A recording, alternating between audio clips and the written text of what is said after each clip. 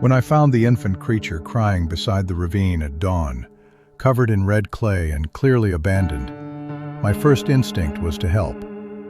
A decision that seemed compassionate in the early morning light, but would turn into absolute terror. 11 hours later, when something enormous started circling my cabin just before midnight, making sounds I'd never heard in 38 years of working these hills. Sounds that made my wife grab my wrist and whisper, "What did you bring into our home?" My name is Raymond Hill, and I've been a park ranger at Blue Ridge National Park for longer than most people have worked anywhere. 61 years old, knees that crack when the weather changes, and a marriage that survived everything from bear encounters to government shutdowns. Mary and we've seen it all, or so I thought. That morning in November 1998, I was doing my usual sweep of the abandoned mining sector, a place most rangers avoid because the shafts are unstable and there's nothing out there but rust and memories. The sun hadn't fully broken through the canopy yet, just those pale fingers of light that make the forest look like a cathedral. I was maybe 3 miles from the old Greystone mine when I heard it. A sound I couldn't place. Not quite human, not quite animal. At first I thought it might be a fox kit separated from its mother, or maybe an injured raccoon. But something about the pitch made the hair on my neck stand up.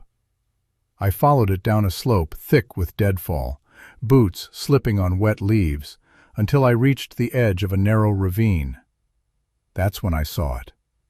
The thing, I didn't know what else to call it then, was maybe 2 feet long, curled against the exposed roots of an oak tree. Covered in red clay like it had been born from the earth itself, leaves stuck to its skin, and it was looking at me. Not the blank stare of an animal, something else entirely. I should have radioed it in right then. Protocol is clear. Unknown species, possible endangered wildlife, potential public safety concern. But I didn't reach for my radio. I don't know why. Maybe it was the way those eyes tracked my movements, wide and dark and somehow knowing. Or maybe it was the injury. I could see its left leg was twisted at an angle that made my stomach turn. I took 3 steps closer. The crying stopped. "Hey there," I whispered, like I was approaching a spooked deer. "It's all right." It tilted its head, and that's when I saw the hands. Long fingers, longer than they should be, gripping the root beside it. The proportions were all wrong for a baby chimp or any primate I'd ever seen in books.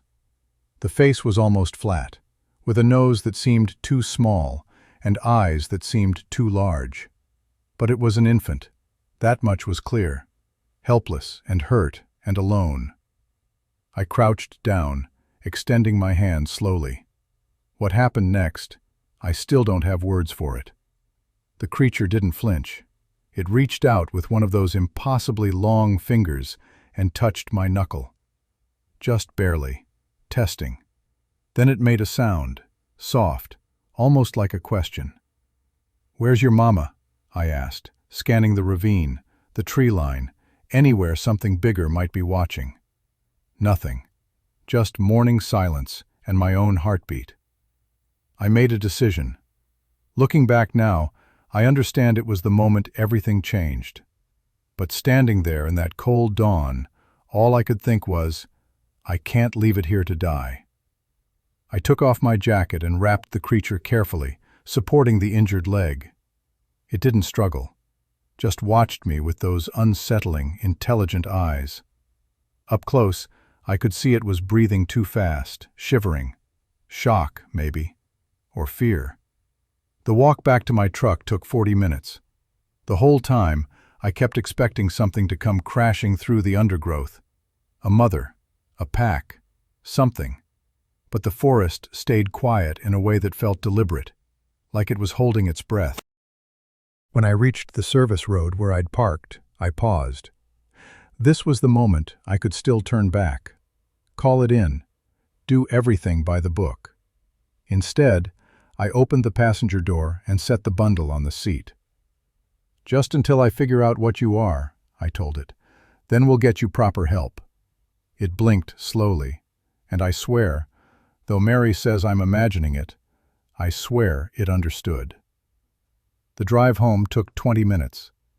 20 minutes of glancing over at that small form, at the rise and fall of its breathing, at the way its fingers curled and uncurled against the fabric of my jacket. I tried to think of explanations. A deformed animal, some exotic pet someone abandoned. A hoax, maybe, though that seemed absurd. Nothing fit.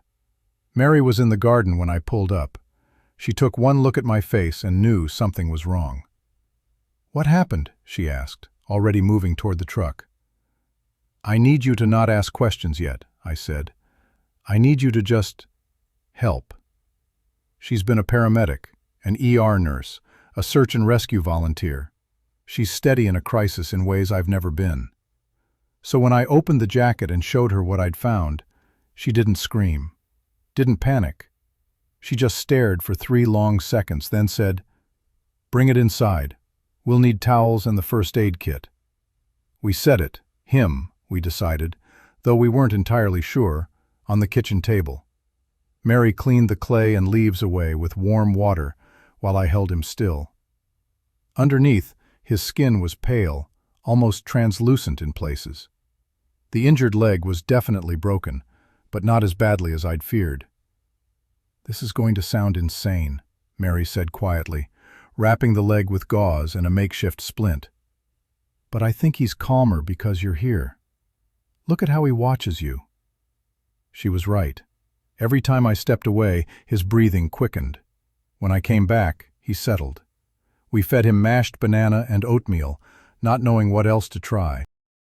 He ate slowly, deliberately, using his fingers with a precision that seemed learned, like he'd watched someone do this before. "We need to name him," Mary said after an hour, "if we're doing this." "Benny," I said. The name just came to me. "We'll call him Benny." That afternoon, Benny slept. We took turns watching him, not quite willing to leave him alone. He curled up in a nest of blankets we'd made, and occasionally he'd make small sounds in his sleep, not quite words, but close enough to unsettle me. "What do you think he is?" Mary asked. "I don't know. Should we call someone?" I thought about that. Wildlife services, a university, the media that would follow, the hunters and curiosity seekers, the cage that something like Benny would end up in, somewhere far from these mountains. "No," I said. "Not yet." When the sun started setting, I went outside to bring in firewood. The evening was clear, cold, the kind of November night where you can see your breath. I stacked the logs by the door and stood for a moment, listening. The forest was too quiet. I went back inside and locked the door. I don't usually lock the door. At 11:47 p.m., the power went out. Not a flicker, not a brownout, just sudden, total darkness. Mary grabbed my arm in the black. "Ray!" Then we heard it. Footsteps, heavy, deliberate, circling the cabin. Something massive was outside, and from the kitchen, in the darkness, Benny began to call back. The footsteps stopped directly outside our bedroom window. I couldn't see Mary's face in the dark, but I felt her fingers digging into my forearm hard enough to leave marks. We'd both frozen completely, barely breathing, listening to something that shouldn't exist, moving around our home with terrible purpose. Then came the sound, low, resonant. It vibrated through the floorboards and into my chest, not quite a growl, not quite speech. Something between the two that made my lizard brain scream predator, even as my rational mind tried desperately to classify it as wind or settling house or anything explainable. From the kitchen, Benny answered. His voice was so small compared to what circled outside, but the pattern was identical. call and response. A conversation we couldn't understand happening through our walls. "Raymond," Mary whispered, her voice steady despite everything. "What do we do?" I didn't have an answer. My service weapon was in the safe in the closet. But what good would a .38 do against something that sounded like it could walk through walls? Still, I started moving toward it, slowly, carefully, trying not to make the floorboards creak. The thing outside moved with us, keeping pace, stalking. It was tracking us by sound. I reached the closet, hands shaking so badly I nearly dropped the combination lock twice. Behind me, I could hear Benny's calls getting more insistent, almost urgent. Whatever was out there, he wanted to reach it. Or maybe, and this thought made my blood run cold, maybe he was calling it closer. The gun felt useless in my hand, but I held it anyway. "We need light," Mary said. She'd moved to the nightstand, fumbling for the emergency flashlight we kept there. The beam cut through the darkness, and somehow that made it worse. Now we could see the shadows moving past the window, huge, upright. Another sound from outside, this one different, softer, almost questioning. Benny responded immediately, his small voice breaking with what I can only describe as desperate hope. "Ray!" Mary's voice had changed. No longer afraid, something else. I think it's his mother." The word hung in the dark between us. Mother. I thought about the ravine, the clay, how Benny had been alone. And I thought about the old stories from these mountains, things the Cherokee elders sometimes mentioned in careful voices. Tall ones, forest walkers. Beings that were here before we were, and would be here after. Stories I'd always dismissed as folklore. "If you're right," I said slowly, "then we just stole her child." The footsteps moved again. Toward the back door now. Testing. The doorknob rattled once, an experimental sound that made my trigger finger twitch. Then Benny started crying. Not calling anymore, crying. The sound of it broke something in my chest because it was so human. Scared and small, and wanting his mother in a way that transcended species. I made a decision, the second one that would change everything. "I'm going out there," I said. "Raymond, no. If she wanted to hurt us, she'd have done it already." I wasn't sure I believed that, but I said it anyway. "She's trying to get her baby back, that's all." I stood up, legs unsteady. Mary caught my wrist. "Then I'm coming with you." "No, stay here. If something happens, it happens to both of us." Her voice left no room for argument. "We brought him into our home together. We face this together." In the kitchen, Benny had gone quiet, listening. I led the way through our dark house, flashlight in one hand, useless gun in the other. Mary stayed close behind me, and I could hear her paramedic breathing, slow, controlled, the way she'd been trained to stay calm in emergencies. When we reached the kitchen, Benny was sitting up in his blanket nest, staring at the back door. His eyes reflected our flashlight beam like an animal's, and for just a second, I saw him as the creature he was, not the helpless infant we'd been caring for. The doorknob rattled again. "All right," I said, more to myself than anyone. "All right." I unlocked the door. The door swung open, and the November cold hit me like a fist. For 3 heartbeats, there was nothing. Just darkness and the smell of pine and wet earth. I stood there with my flashlight raised, the beam cutting through the night, illuminating absolutely nothing. Then she stepped into the light. I want to say I kept my composure. I want to say my years of ranger training kicked in, and I observed calmly, professionally. But the truth is, I nearly dropped the flashlight. My hands locked around it, only because my body had stopped listening to my brain. She was enormous. 8 feet tall, maybe more. It was hard to tell because she was slightly hunched.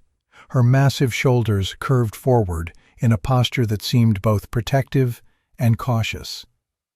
Her body was covered in dark hair, matted with leaves and dirt, and her arms hung long and powerful at her sides. But it was her face that stopped my heart. Not animal, not quite human either. Something in between that my mind kept trying to reject as impossible. Her eyes caught the flashlight beam and reflected it back, amber and gold and aware. She was studying us the same way we were studying her, and I realized with a jolt that intelligence wasn't the right word for what I was seeing. This was consciousness, deep and ancient and patient. She made no move toward us, just stood there in the doorway, too large to fit through without ducking, waiting. Behind me, Benny made a small sound, not a cry this time. Recognition. "Mary," I whispered, not daring to look away. "Get Benny." I heard her move, heard the soft rustle of blankets. Then she was beside me, holding the small bundle carefully, supporting his splinted leg. In the flashlight's glow, I could see tears on her face, but her hands were steady. The creature's eyes locked onto Benny immediately. Her whole massive frame shifted, and for a terrible second I thought she might lunge. Every muscle in my body tensed, but she didn't attack. She crouched down slowly, deliberately, I realized, making herself smaller, less threatening. Then she extended one enormous hand, palm up, an unmistakable gesture. "Please." "Ray," Mary breathed. "She's asking." I don't know what I expected. Rage, maybe. Violence. The fury of a mother whose child had been taken. But this careful restraint, this politeness, was somehow more unsettling than aggression would have been. It meant she understood. She knew we had choices.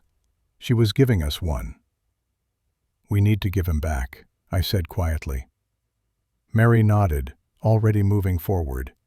I wanted to stop her, to take Benny myself, but she was braver than me in that moment. She walked right up to that massive creature and gently, so gently, placed Benny into those waiting hands. The change that came over the creature's face, I don't have words for it.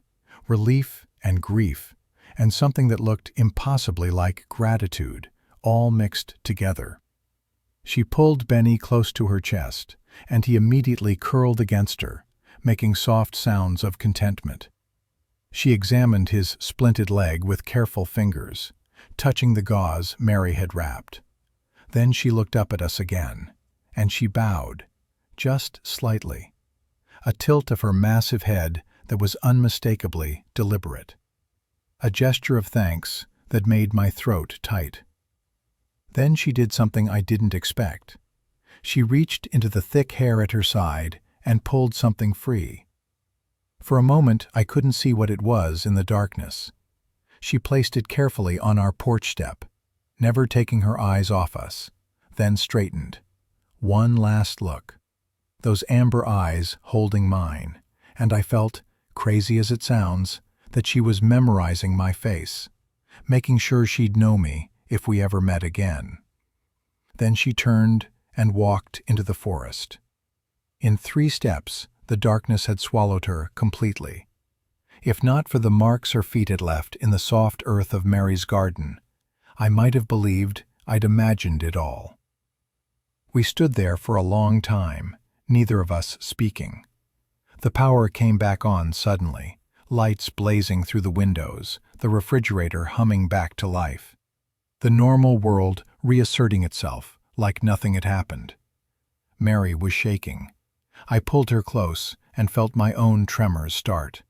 Adrenaline crash, shock, relief, all of it hitting at once. "What did she leave?" Mary finally asked.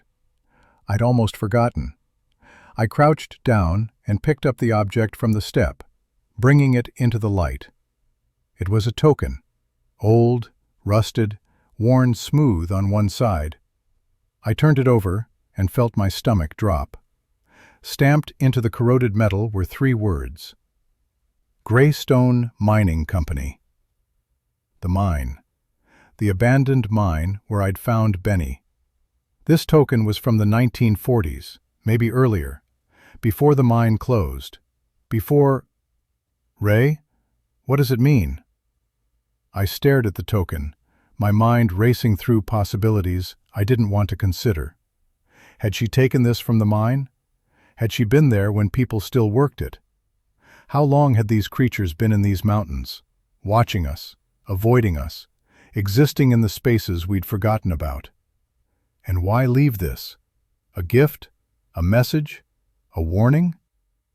I don't know, I said finally, but I think they've been here a lot longer than we have. We went inside, locked the door. Neither of us slept that night.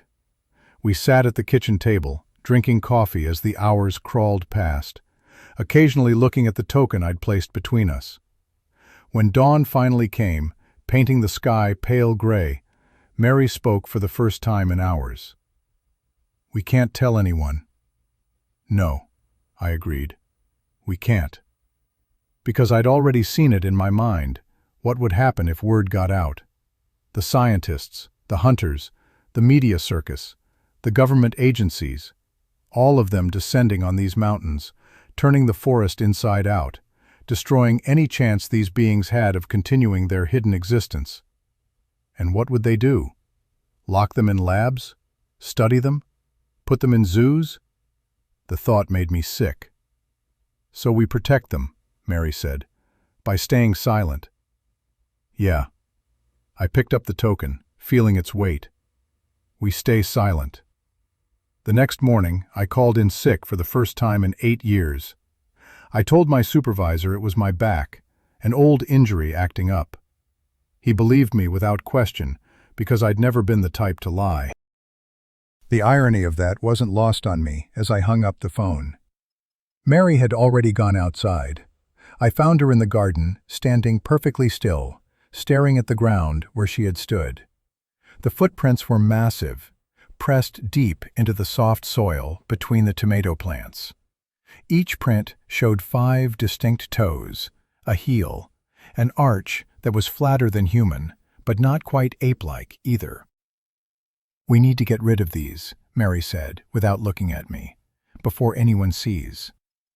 She was right. Our property wasn't isolated. We had neighbors a quarter-mile down the road, and the mailman came by every afternoon. It wouldn't take much for someone to notice. We spent 2 hours carefully filling in the prints, replanting the disturbed areas, smoothing everything until it looked untouched. The whole time, I kept expecting someone to drive up, to ask what we were doing. But the road stayed empty.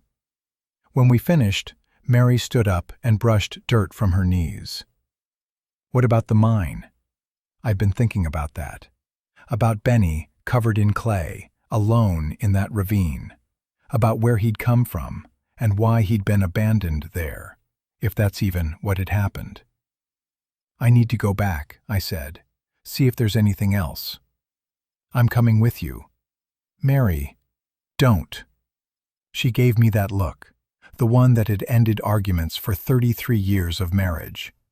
"You're not doing this alone." We drove out in my truck, taking the service roads I knew wouldn't have any traffic. The morning was cold and clear, the kind of day that usually made me love my job. But now everything felt different. The forest wasn't just trees and wildlife anymore. It was a place where impossible things lived in the shadows, watching. The Greystone mine sat in a valley that most hikers never reached. The main shaft had been sealed in 1952 after a collapse killed 3 men.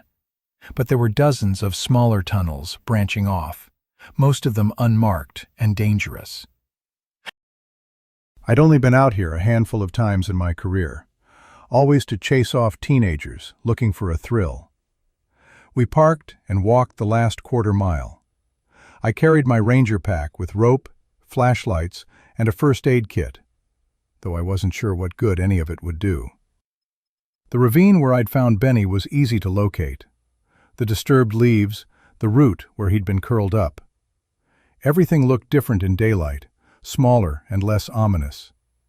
But something caught my eye that I'd missed before. Marks on the tree trunk. Deliberate scratches, too regular to be from an animal. They formed a pattern, 3 parallel lines, then 2, then 3 again. "Ray, look at this." Mary was crouched a few feet away, examining the ground. When I joined her, I saw what she'd found. A series of small stones arranged in a careful spiral. Not natural, not random. Someone, something, had placed them there. "There's more," Mary said quietly, pointing further into the forest. She was right. Now that I knew what to look for, I could see them everywhere. Branches bent at odd angles, their tips pointing in a specific direction. Acorns stacked in small pyramids, and on a flat rock near the mine entrance, a handprint pressed into clay that had dried hard. A small handprint, child-sized. Benny's. "They've been here," I said, my voice barely above a whisper. "Recently. This is... Mary, I think these are messages." Messages to who? That's what I couldn't figure out. The patterns seemed intentional, but I couldn't read them. Were they markers? Warnings? Or something else entirely? A language we had no reference for understanding. I followed the trail of signs deeper into the valley, Mary close behind. They led us in a winding path around sinkholes and collapsed sections, always keeping us on safe ground. Whoever made these knew the terrain intimately. The trail ended at a tunnel entrance I'd never seen before, half hidden behind overgrown rhododendron. The opening was narrow, barely wide enough for me to squeeze through, but the signs were unmistakable. This was where they wanted us to go, or where they were warning us away from. I couldn't tell which. "We're not going in there," Mary said firmly. "Ray, we don't know if it's stable." "I know, I just want to look." I knelt at the entrance and shone my flashlight inside. The beam reached maybe 20 feet before the tunnel curved away into darkness. The walls were hand-carved, pickaxe marks still visible in the stone. And just at the edge of my light, I saw something that made my breath catch. A backpack. Modern. Or at least more modern than the 1940s mining token. I reached in carefully, stretching as far as I could without actually entering the tunnel. My fingers just barely caught the strap. I pulled it out slowly, afraid it might fall apart. The pack was weathered but intact, made of canvas with leather straps. When I opened it, a smell of mildew and old paper hit me. Inside, a water bottle, long empty. A compass with a cracked face. A notebook, the pages swollen with moisture but still readable. And on the first page, written in faded ink, "Property of Michael Chen, Duke University Anthropology Department, 1976. 22 years ago." I flipped through the notebook carefully. Most of it was field notes, observations about the local ecosystem, sketches of plants, standard research stuff. But toward the end, the handwriting changed, became more hurried, less organized. One entry, dated July 14, 1976, made my hands shake. "Found tracks again. Followed them to mine. Too large to be bare. Bipedal. Called supervisor but radio dead. Going to investigate. If I don't return, tell Sarah I—" The sentence ended there. Nothing after it. I looked up at Mary. Her face had gone pale. "Someone else found them," she whispered. "Almost 30 years ago. And he disappeared." We sat in silence, both of us thinking the same thing. What happened to Michael Chen? Did he meet the same creatures we had? Or did something else happen in these tunnels, something we didn't want to imagine? But there was another possibility, one that seemed impossible but kept nagging at me. What if they saved him? What if he'd gotten hurt or lost, and these beings, these ancient forest dwellers, had helped him? And what if the backpack had been left here deliberately, the same way the mining token had been left on our porch? Evidence. Proof. A message that said, "We've been here all along. We've been watching. Sometimes we've even helped." "We need to find out what happened to him," Mary said. "Michael Chen. We need to know if he made it out." I nodded slowly, already dreading what that search might reveal. Because if he didn't make it out, we needed to know why. And if he did, if he survived and kept silent like we were planning to, then we weren't the first to carry this secret. We were just the latest in a long line of people who'd chosen to protect something the world wasn't ready to know about. I spent 3 days trying to find out what happened to Michael Chen. It wasn't easy. 1976 was before everything went digital, before you could just type a name into a computer and find someone's entire life history. I had to make phone calls, dig through old records, lie to people I'd never met. The Duke University Anthropology Department had no record of any Michael Chen doing fieldwork in North Carolina in the 70s. When I pressed, the secretary told me, with obvious irritation, that their records from that era were incomplete due to a fire in 1981. Convenient. Too convenient. I tried a different approach. Missing persons reports. I drove to the county records office and spent hours scrolling through microfiche until my eyes burned. Nothing. No Michael Chen reported missing in the summer of 1976, which meant either he made it out and never reported what happened, or someone made sure his disappearance was never official. Mary found the answer where I should have looked first. She was at the library, going through old newspaper archives, when she discovered a small article from the Asheville Citizen-Times, dated August 3, 1976. Just 3 paragraphs buried on page 7. Graduate student Michael Chen, 24, was found Tuesday after being missing for 11 days in the Blue Ridge Mountains. Chen, who was conducting research for Duke University, told authorities he became disoriented after his radio malfunctioned and took shelter in an abandoned mining tunnel. He was treated for dehydration and released. Chen declined to comment further on his experience. He survived, and he kept quiet. "Ray," Mary said when she showed me the article, "do you think he saw them?" I think he saw something, and whatever it was, he chose not to talk about it. That night, I couldn't sleep. I kept thinking about Michael Chen, 24 years old and alone in those tunnels. Had they found him? Had Benny's mother, or others like her, brought him water, guided him out? Or had he simply gotten lucky? The not knowing was worse than any answer would have been. I got up around 2 in the morning and went to the kitchen for water. That's when I noticed something strange through the window. A shape in the tree line. Too still to be natural, too deliberate to be coincidence.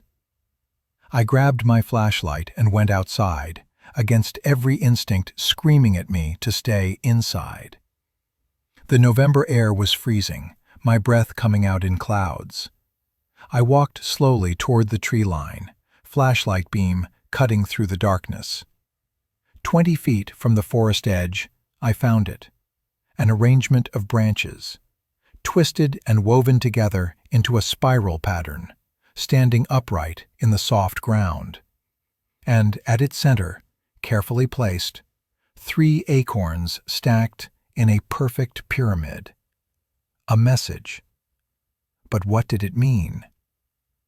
I stood there for a long time, studying it, trying to understand.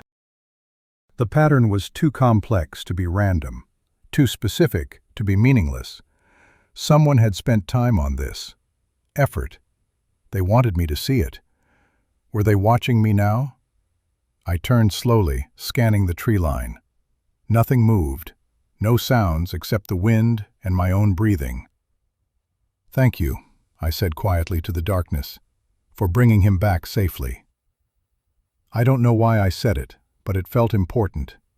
The next morning, there was another sign. This one near the edge of our property. A piece of bark with scratches on it, propped against a fence post where I'd be sure to see it during my morning walk. The scratches formed a rough map. I recognized the shape immediately, the valley where the Greystone mine sat. And marked with a small X was a spot I'd never paid attention to before, maybe half a mile from where I'd found Benny. They were showing me something, leading me somewhere. "I don't like this," Mary said when I told her. "What if it's a trap?" "It's not a trap. If they wanted to hurt us, they've had plenty of chances." "Or what if you're being led away for a reason? What if something happens while you're gone?" She had a point, but the curiosity was eating me alive. These creatures, these intelligent, ancient beings, were trying to communicate with me. How could I ignore that? "Come with me," I said. "We'll go together. Stay safe." We set out that afternoon, following the crude map. The forest was quiet in a way that felt deliberate again, like everything was holding its breath.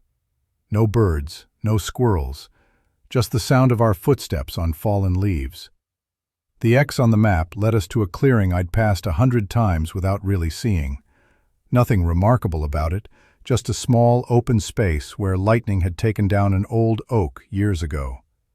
But when we looked closer, we saw them. Hidden in the tall grass, half buried, dozens of objects. I knelt down and started uncovering them carefully. A rusted canteen with U.S. Army markings, a pocket watch stopped at 347, a child's doll, faded and weathered, a hunting knife with an ivory handle, a pair of spectacles with cracked lenses. Things that had been lost, things that had belonged to people. "Oh my God," Mary whispered. She was holding something, a bracelet, tarnished silver with a name engraved on it. "Ray, this is a memorial." She was right. This wasn't random. These objects had been gathered deliberately, arranged carefully, preserved. This was a place of remembrance, a way of honoring the people who'd come through these mountains and left pieces of themselves behind. Some of these items looked 100 years old, maybe older. "They've been collecting these," I said slowly, the realization dawning. "For generations, watching us, remembering us." I found a wedding ring, simple gold, a military medal from World War I, a locket with a photograph inside so faded I could barely make out two faces, a man and a woman, smiling. Each object was a story, a life, a moment in time that these creatures had witnessed and preserved. And they'd shown it to us, trusted us with it. "Why?" Mary asked, voicing the question that was consuming me. "Why show us this?" I didn't have an answer. But as I looked at the collection of human artifacts, carefully maintained by beings who weren't human, I felt something shift in my understanding. They weren't just hiding from us. They were protecting something. Maybe their own safety, yes, but also this, the memory of encounters, of moments when our two species had crossed paths. Evidence of a shared history we'd forgotten, but they'd preserved. The responsibility of that knowledge settled on my shoulders like a physical weight. I couldn't tell anyone, ever, because this wasn't just about protecting them anymore. It was about protecting this place, these memories, this impossible truth that humanity wasn't ready to accept. We carefully covered the objects back up, making sure everything was exactly as we'd found it. As we worked, I noticed something I'd missed before. A fresh addition to the collection. A piece of gauze. The bandage Mary had used to wrap Benny's leg. They'd kept it, added it to their memorial. Our encounter was now part of their history, preserved, remembered.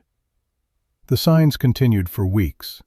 Sometimes I'd find them on my patrol routes, a careful arrangement of pine cones, a stone with a simple scratch mark, a tuft of hair caught on a branch in a place no animal would naturally leave it. Other times, they appeared on our property, always where I'd notice, but never so obvious that anyone else would. I started carrying a small notebook, documenting each one. The patterns, the locations, the spacing between them. I told myself I was being scientific, methodical. The truth was, I was becoming obsessed. Mary noticed. Of course she did. "You're losing weight," she said one morning in early December, watching me push oatmeal around my bowl. "You're not sleeping. Ray, this is consuming you." "I'm fine." "You're not." She put down her coffee mug with more force than necessary. "You found something in the woods, we gave it back, and now you need to let it go. They're still communicating with me. Or you're seeing patterns that aren't there." Her voice was gentle but firm. "Confirmation bias. You want to see messages, so you're finding them in random arrangements of sticks and stones." The word stung, because part of me wondered if she was right. Was I losing perspective? Reading meaning into natural phenomena because I wanted so badly to believe in continued contact. But then I'd find something too deliberate to dismiss. Like the day I discovered a perfect spiral made from different colored leaves, red, orange, yellow, brown, arranged in a pattern that must have taken hours to create. Or the morning I found 3 stones balanced on top of each other in an impossible configuration, defying gravity in a way that made my engineer's brain revolt. These weren't accidents. Someone was leaving them, watching me find them. The question that haunted me was, why? Christmas came and went. Mary's sister visited from Charlotte, and I had to pretend everything was normal. Smile and make small talk, and carve the turkey like my world hadn't fundamentally shifted. The whole time, I kept glancing out the window, half expecting to see amber eyes watching from the tree line. In January, the signs stopped. Just like that. One day, I was finding them regularly. The next, nothing. I searched the usual spots, expanded my patrol routes, even went back to the clearing with the memorial. Everything was undisturbed, silent. I told myself I was relieved, that this meant they'd moved on, found somewhere safer, somewhere humans wouldn't bother them. But the truth was, I felt abandoned, like I'd been judged and found wanting. "Maybe they're hibernating," Mary suggested. "If they're like bears—" "They're not like bears." I didn't mean to snap, but the frustration had been building for days. "We don't know what they're like. We don't know anything." She gave me a long look. "Maybe that's the point, Ray. Maybe we're not supposed to know." February brought snow, the kind that shuts down the park and keeps everyone indoors. I spent those weeks doing paperwork I'd been avoiding, reorganizing the equipment shed, anything to keep busy. The notebook with my documentation of signs sat in my desk drawer. I stopped opening it. When spring finally came, so did the news that changed everything. My supervisor called me into his office on a Tuesday morning. "Ray, I wanted you to hear this from me first. We're hiring a new ranger. Young guy, fresh out of graduate school. He'll be your partner for the next 6 months." My stomach dropped. "I don't need a partner." "It's not optional. Budget cuts mean we're consolidating territories. You'll be training him, showing him the ropes." He smiled like this was good news. "Think of it as easing into retirement. Less workload for you." "When does he start?" "Monday." I drove home in a daze. A partner. Someone watching my every move, asking questions, wanting to explore every corner of the territory I'd been carefully managing to keep people away from certain areas. This was bad. This was very bad. "We'll handle it," Mary said that evening, though her face showed the same worry I felt. "You've been a ranger for almost 40 years. You know how to guide someone without them knowing they're being guided." "What if he's not the type to be guided? What if he's ambitious, wants to make discoveries, prove himself?"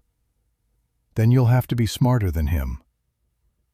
Ethan Brooks arrived on a Monday morning in April, exactly as promised.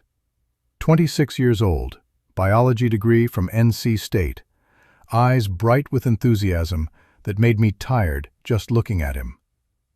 "Mr. Hill, it's an honor," he said, shaking my hand with too much energy. "I've read all your reports. The way you documented the reintroduction of elk in '97, brilliant work."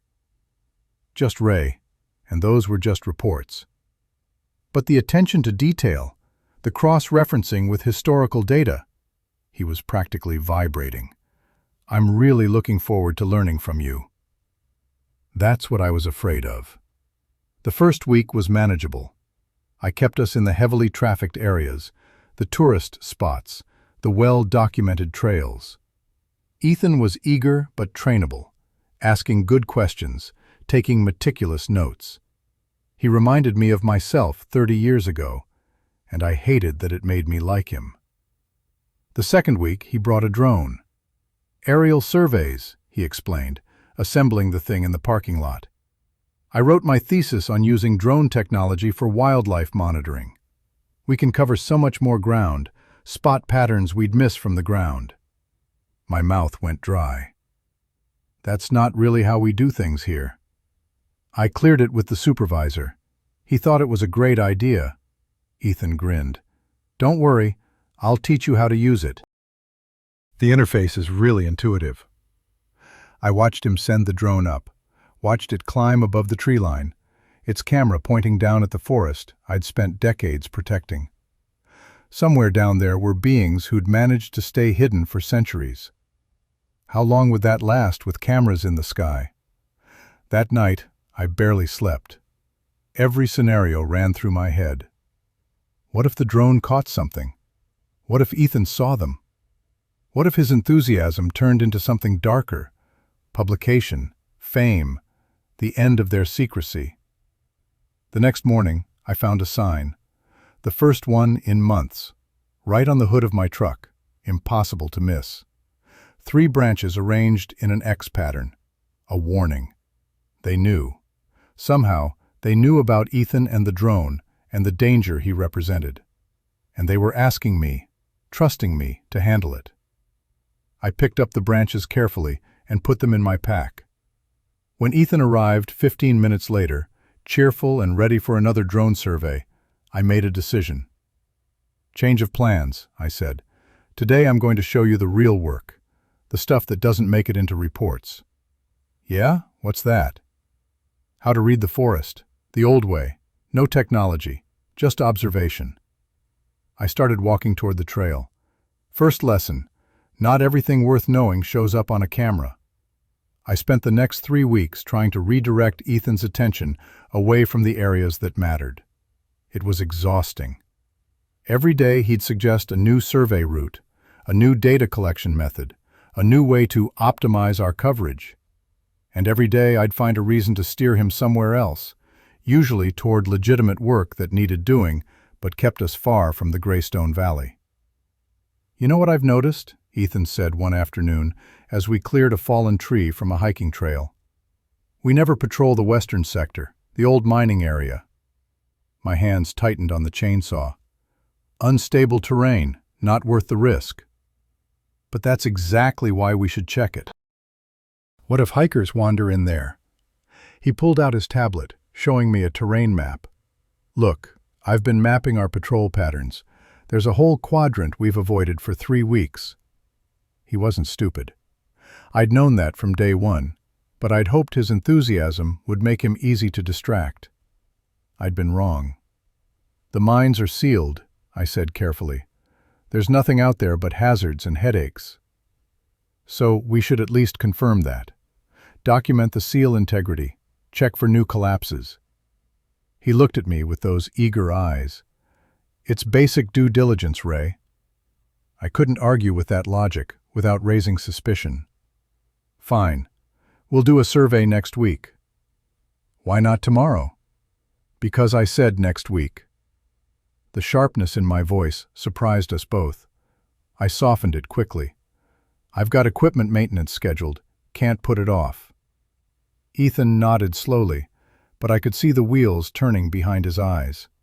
He was starting to wonder why I was so resistant. starting to see patterns in my avoidance.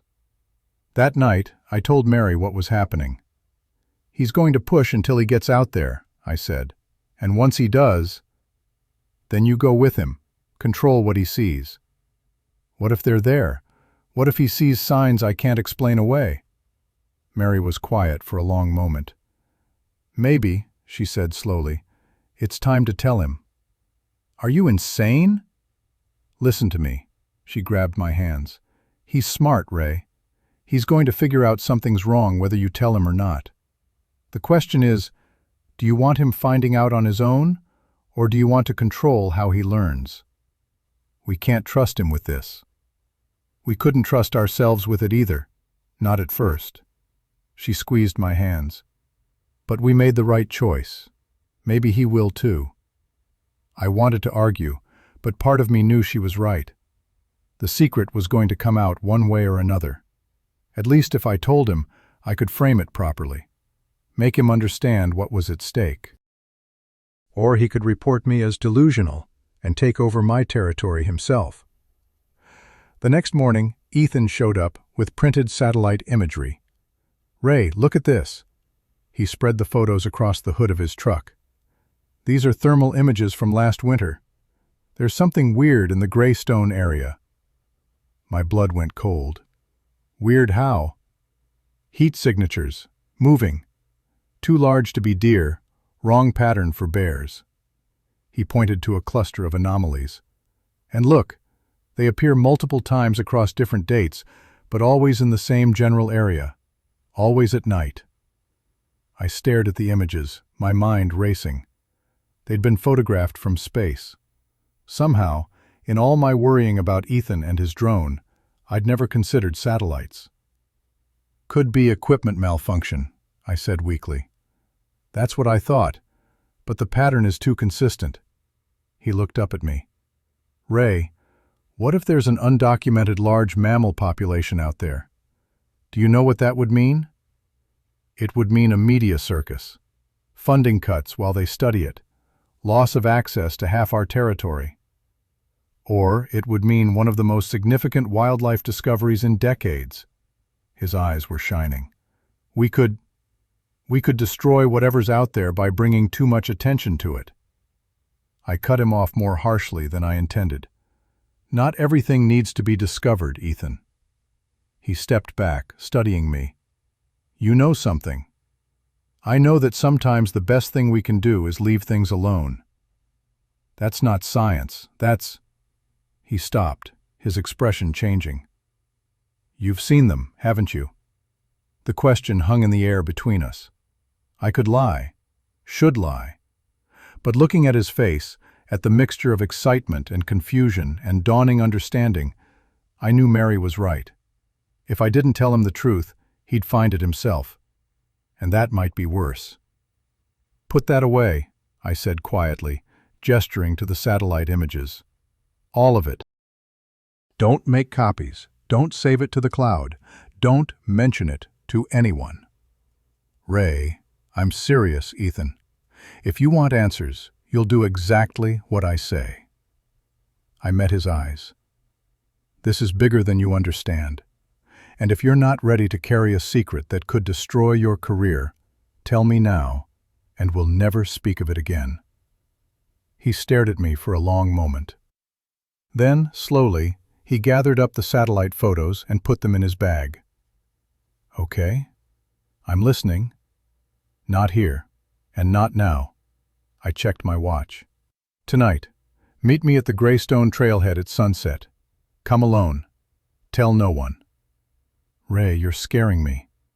"Good. You should be scared." I started toward my truck.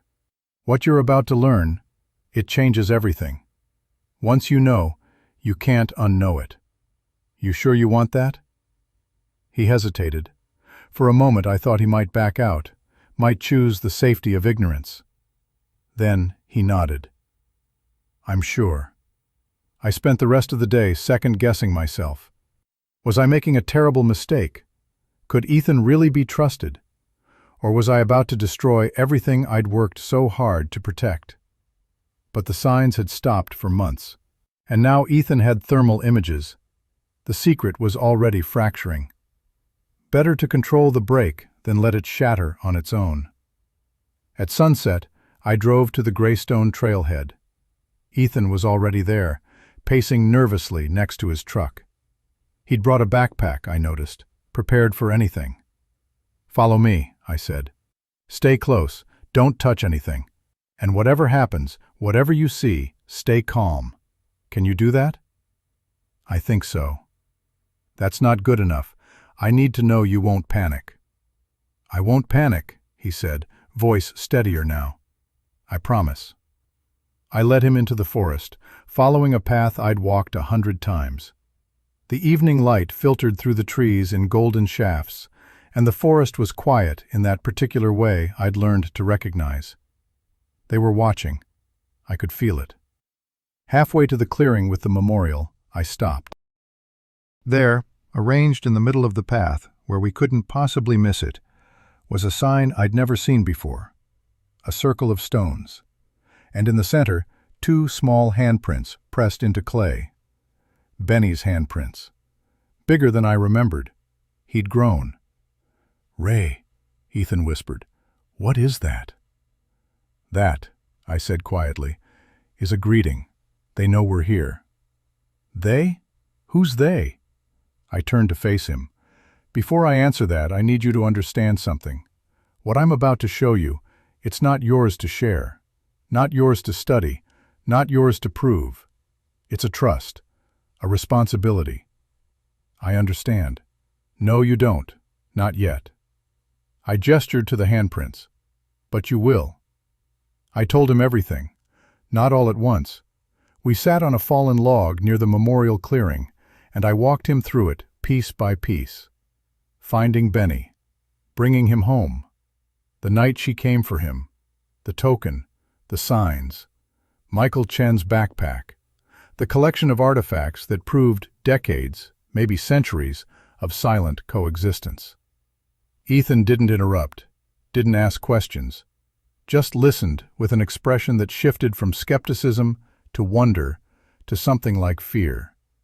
When I finished, the forest had gone fully dark. Our flashlights created small circles of light in the overwhelming blackness. "You're saying there's an undiscovered species of great ape living in these mountains," Ethan said slowly. "Intelligent enough to communicate symbolically, and you've been covering for them." "Not covering. Protecting." "Same thing." He stood up, pacing. "Ray, do you understand what you're telling me? This would change everything we know about primate evolution, about North American prehistory. Which is exactly why no one can know." He spun to face me. "We can't just sit on this. The scientific community would destroy them." I stood too, stepping closer. "You saw those thermal images. You know what happens when something rare gets discovered.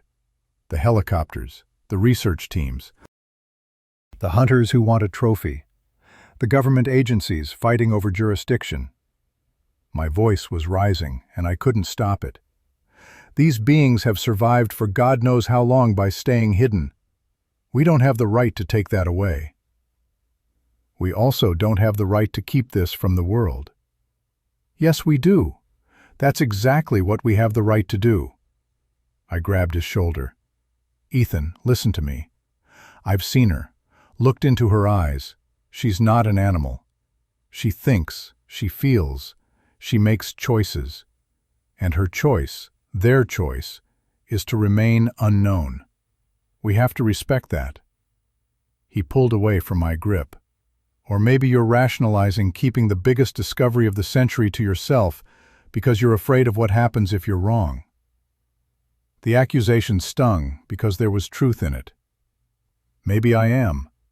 But if I'm wrong, the worst that happens is I die without anyone knowing I met something incredible.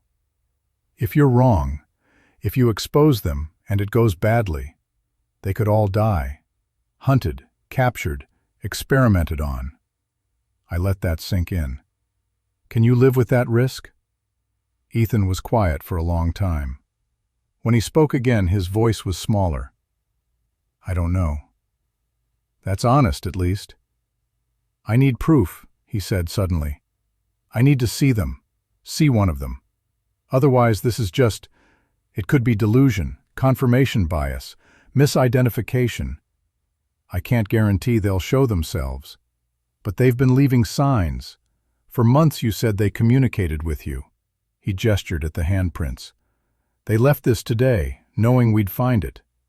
Maybe they want to meet me. It was possible. The thought had crossed my mind. Why else leave such an obvious sign on a day when they must have known I wasn't alone? If they do show themselves, I said carefully, you follow my lead. No sudden movements, no photographs, no recordings, just observation. Agreed? Ethan hesitated, then nodded. Agreed. We waited in the clearing for over an hour. The temperature dropped, and our breath came out in clouds. Ethan kept checking his watch, shifting his weight, clearly fighting the urge to suggest we give up. Then, at exactly 9:47 p.m., we heard it. A sound from deep in the forest. Not quite a call, not quite music. Something between the two that made the hair on my neck stand up, even though I'd been expecting it. Ethan grabbed my arm. What is that? Stay calm. Remember what I said. The sound came again, closer this time. And then another sound answered it from a different direction. They were communicating, coordinating. There's more than one, Ethan whispered. There's always been more than one. We just saw two of them. Movement in the trees, large shapes shifting through the darkness just beyond our flashlight range. I could feel Ethan trembling beside me, and I put a steady hand on his shoulder. Breathe, I told him. They can sense fear. How do you know that? I don't, but it seems true. A branch cracked to our left. Both our flashlights swung toward the sound, and for just a moment, maybe 2 seconds, we caught a clear view. She stood at the edge of the clearing. Benny's mother. I recognized her immediately, even though it had been months. Same massive frame, same amber eyes reflecting our lights. But she wasn't alone. Beside her, smaller but still far larger than any child should be, was Benny. He'd grown. Maybe twice the size he'd been when I found him. The injured leg showed no sign of damage. He stood on it perfectly. And when our lights hit him, he didn't flinch or hide. He stepped forward. "Oh my God," Ethan breathed. "Oh my God, Ray, that's—" Quiet. Benny moved with a grace that seemed impossible for something so young. He walked directly toward us, and I felt every muscle in my body tense. His mother made a soft sound, not quite warning, not quite encouragement. Permission, maybe. 10 feet away, Benny stopped. He tilted his head, studying us the same way he'd studied me that first morning in the ravine. Those intelligent, unnatural eyes, moving from my face to Ethan's and back again. Then he did something I'll never forget. He touched his own chest with one long finger, then pointed at me, then at Ethan, then back at himself. Recognition, introduction, connection. "He remembers you," Ethan whispered, and I could hear tears in his voice. "Ray, he actually remembers you." Benny made a soft, chirping sound and reached into the thick hair at his side. When his hand came back, he was holding something. He took 3 steps closer, close enough that I could have touched him, and placed it carefully on the ground between us. Then he backed away, returned to his mother's side, and both of them melted into the forest like they'd never been there at all. We stood frozen for a full minute. Then Ethan moved, bending down to see what Benny had left. It was a bracelet, woven from plant fibers and decorated with small white stones. Crude, but deliberate. Made by hand. Made by Benny's hands. "He made this," Ethan said, his voice shaking. "For us. For you. He made this." I picked up the bracelet, feeling its weight. A gift. An acknowledgement. Proof that what we'd witnessed wasn't just intelligence, but culture. Art. The desire to create something beautiful for no practical reason except connection. Ethan sat down hard on the ground. I don't know how to." He looked up at me. "Nobody can know about this, ever. You're right. If anyone knew—" He couldn't finish the sentence. "Yeah," I said quietly. "Now you understand." We sat there in the dark for a long time, neither of us speaking, processing what we'd witnessed, what it meant, what we'd just become responsible for protecting. Finally, Ethan stood up. "The thermal images. I'll delete them. All my notes, all my speculation. Gone." "You sure?" "No." He laughed, but there was no humor in it. "But I'm going to do it anyway." "Because you're right. This is bigger than science. Bigger than discovery." He looked at the bracelet in my hands. "Some things are meant to stay mysterious." We walked back to our trucks in silence. When we reached the trailhead, Ethan turned to me. "Thank you," he said, "for trusting me." "Thank you for being trustworthy." He drove away, and I stood there alone, holding Benny's gift. The forest behind me was quiet again, but it was a different kind of quiet now. Not empty, waiting. They were still watching, still there. And now there were two of us keeping their secret. Ethan changed after that night, not in obvious ways.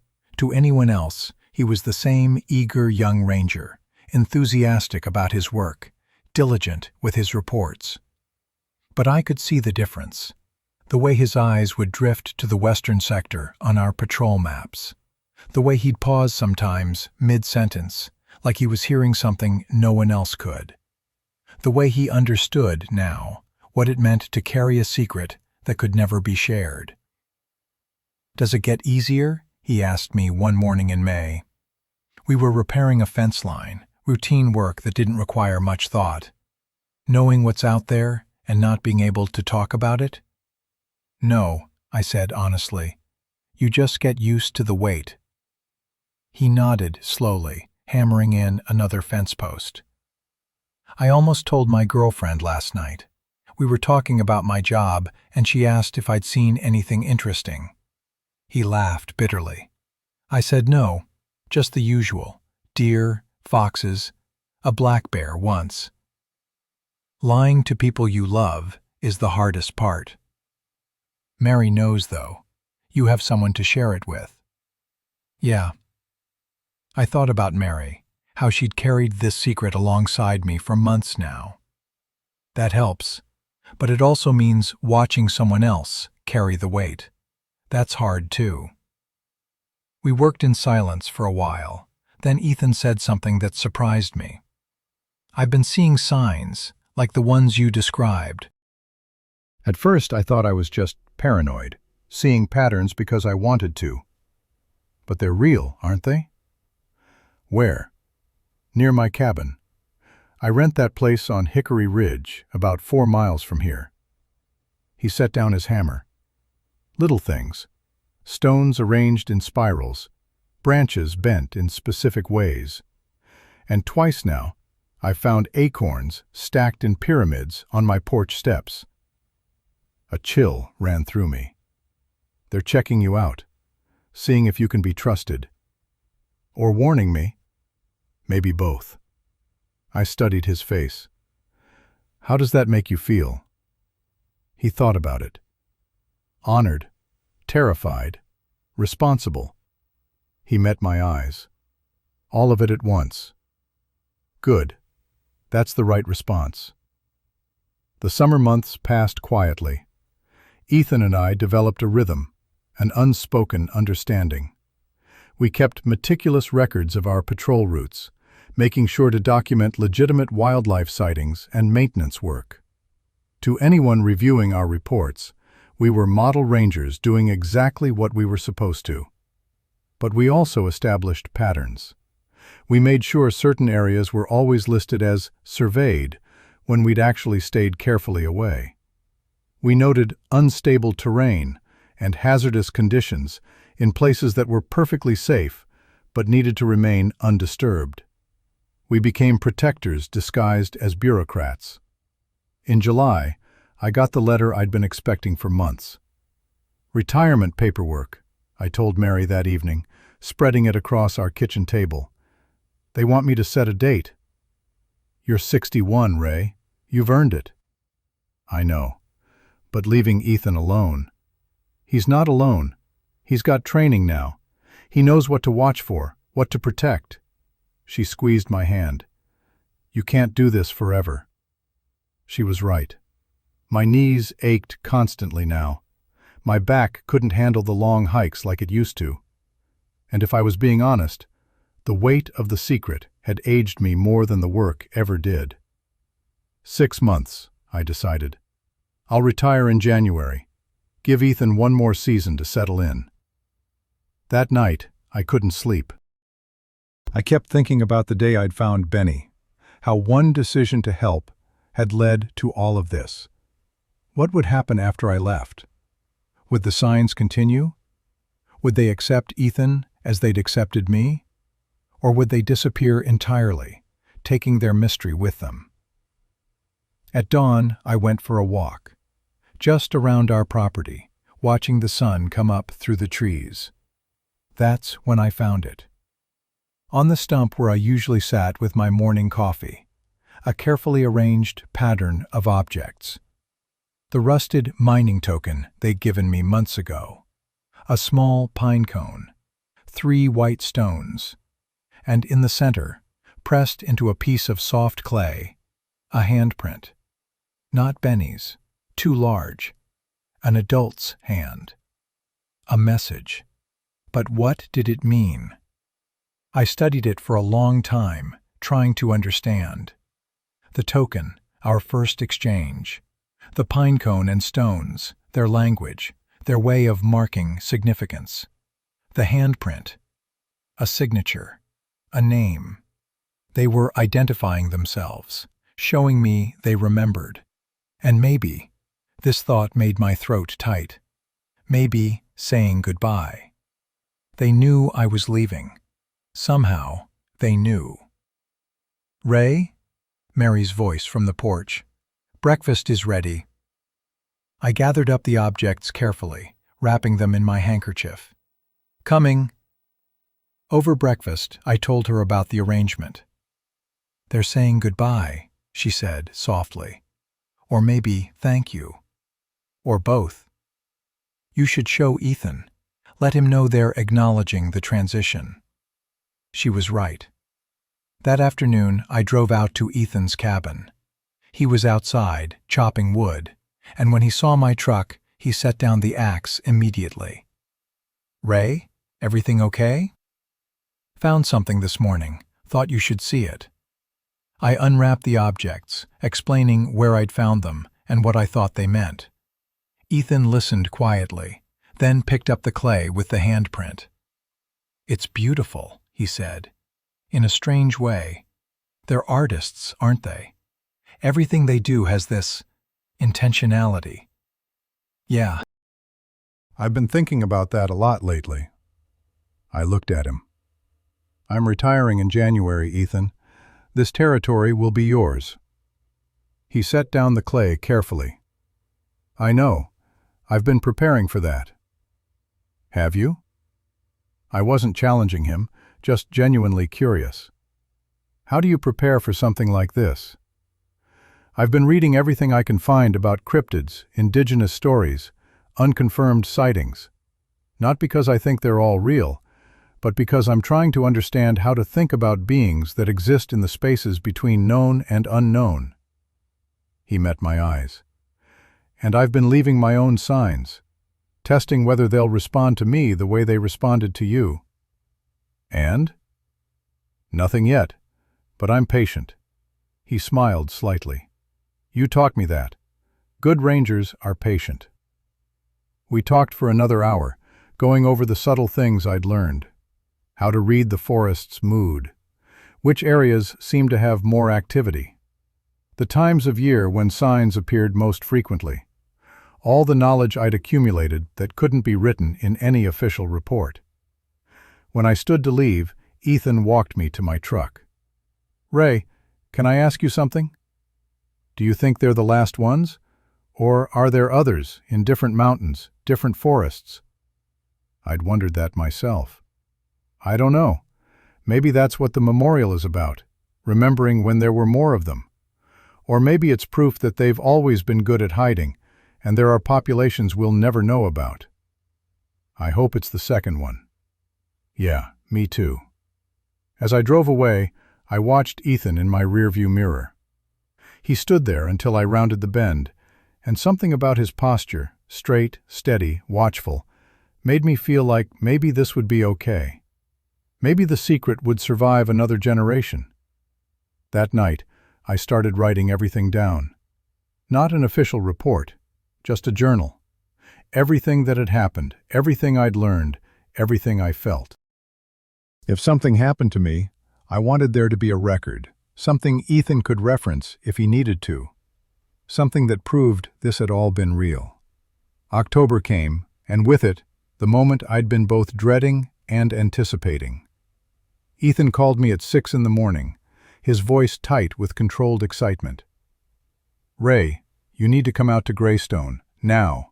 They're here." I was in my truck before Mary could ask questions, my hands shaking on the steering wheel. It had been months since the last sign. I'd started to think maybe that handprint had been a final goodbye, that they'd moved on, or decided the risk of contact was too great. But they were there, waiting. I met Ethan at the trailhead, just as the sun was breaking through the trees. He looked like he hadn't slept, his eyes wide and intense. "3 of them," he said as we started hiking. "I've been watching since 4 a.m. They're at the memorial clearing. Ray, one of them is Benny, I'm sure of it." We moved quickly but carefully, following the familiar path. My heart was hammering so hard I could hear it in my ears. This felt different, deliberate, like we'd been summoned. When we reached the clearing, I understood why. They were waiting for us. All 3 of them, standing in a loose semicircle around the memorial. Benny's mother, I still thought of her that way, stood in the center. Beside her was Benny, now nearly her height, no longer a child but not quite fully grown. And on her other side, a male. Massive, even larger than she was, with silver streaking through the dark hair on his shoulders. The father, I realized. The family. Ethan stopped walking, and I put a hand on his shoulder. "Easy. Let them set the pace." We stood there for what felt like an eternity. The morning light filtered through the trees, and somewhere a bird called. Normal forest sounds, but nothing about this moment was normal. Then Benny stepped forward. He moved with confidence now, none of the hesitation from our last encounter. He walked directly to Ethan, stopping just 3 feet away. For a long moment, they simply looked at each other, the young ranger and the young... what? Creature felt wrong. Person felt presumptuous. Being, maybe. 2 young beings studying each other across an impossible divide. Slowly, deliberately, Benny extended his hand, not offering something this time, offering himself, an invitation. "Ray?" Ethan's voice was barely a whisper. "What do I do? What feels right?" Ethan took a breath, then reached out his own hand. For a second, they just held their hands close, not quite touching. Then Benny closed the distance, his long fingers wrapping around Ethan's hand in what could only be called a handshake, a gesture of trust, of acceptance, of passing something forward. I felt tears on my face and didn't bother wiping them away. Benny held the contact for maybe 5 seconds, then released Ethan's hand and stepped back. His mother made a soft sound. Approval, I thought. And even the massive male seemed to relax slightly. Then something happened I wasn't expecting. The mother approached me. Each step deliberate, giving me time to retreat if I wanted to. But I stayed still, hardly breathing, as she came within arm's reach. She looked at me with those amber eyes, and I saw something there that made my chest ache. Gratitude, yes, but also something like sadness. She knew I was leaving, knew this chapter was ending. She reached out and touched my shoulder. Gentle, so incredibly gentle for something so powerful. The touch lasted maybe 2 seconds, but it felt like she was transferring something. A blessing, a burden, a torch being passed. Then she returned to her family, and all 3 of them began to fade back into the forest. But Benny paused at the edge of the clearing. He looked back at us one more time, raised his hand in what looked impossibly like a wave, and then he was gone.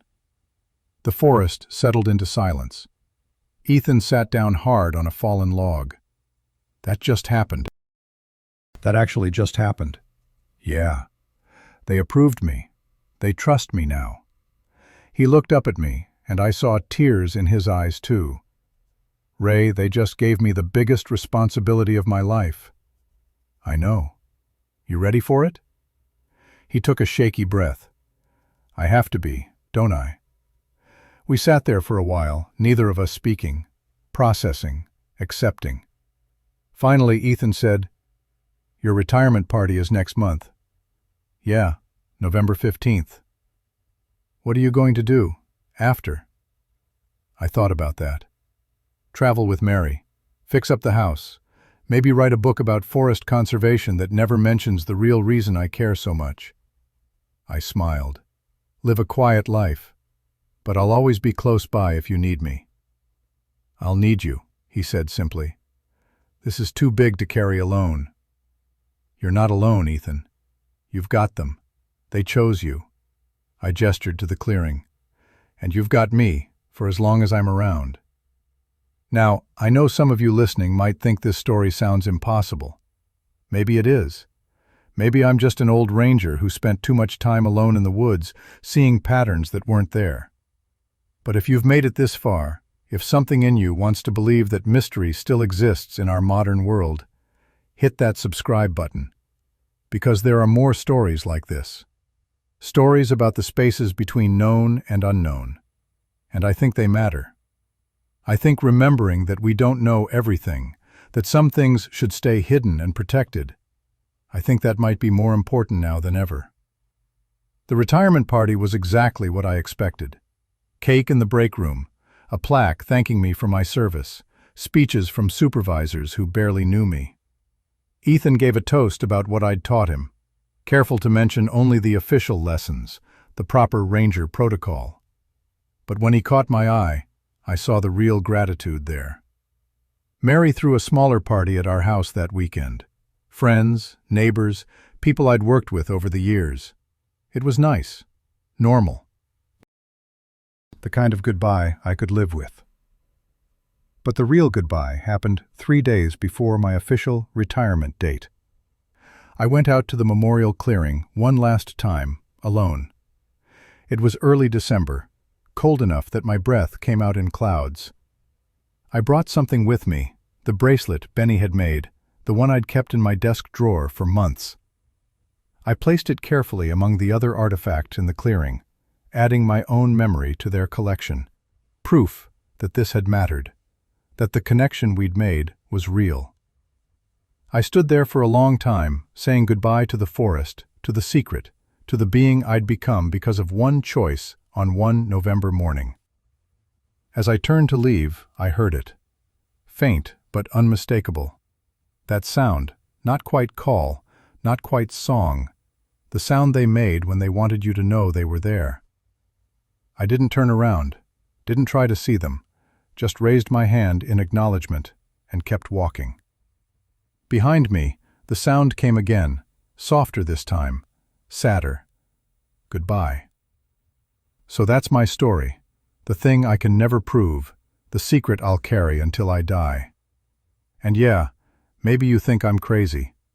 Maybe you're sitting there thinking this is all fiction, all made up. That's okay. Leave a comment telling me what you think. I'd genuinely like to know if you believe a story like this is possible, or if you think mystery like this can still exist in our documented, photographed, GPS-mapped world.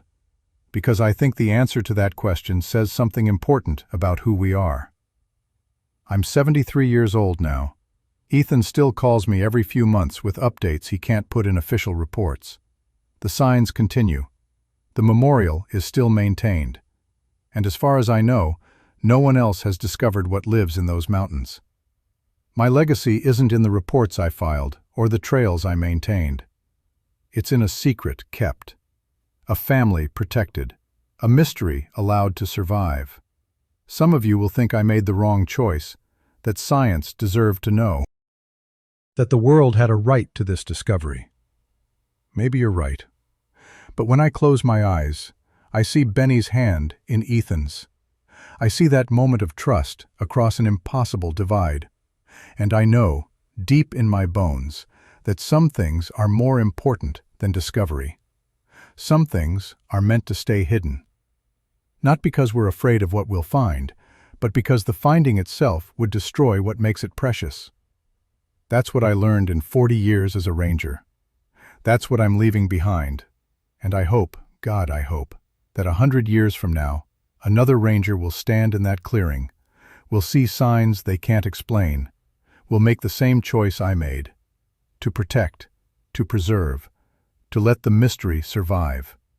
Because in a world where we think we've mapped everything, documented everything, explained everything, maybe the greatest gift we can give is to leave some questions unanswered, some wonders untouched, some secrets kept. That's my story. That's my truth.